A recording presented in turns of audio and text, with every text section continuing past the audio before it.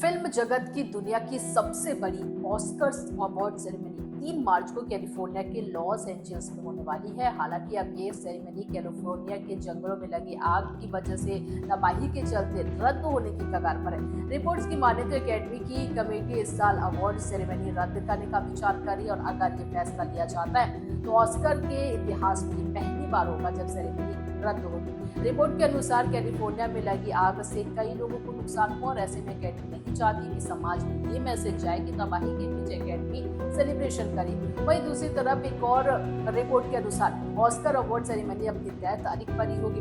Report में academy के senior officer के हवाले से ये भी लिखा गया कि ऑस्कर 2025 को रद्द किए जाने की खबरें अफवाह है। ना ही ऐसी कोई कमेटी बनाई गई है, ना ही इस पर विचार हो रहे। हालांकि बता दें ऑस्कर नॉमिनेशन की तारीख को बढ़ा दिया गया, साथ ही ऑस्कर नॉमिनीज की लंच सेरेमनी को रद्द किया गया है। वहीं साइंटिफिक और टेक्निकल अवार्ड भी इस साल नहीं होंगे।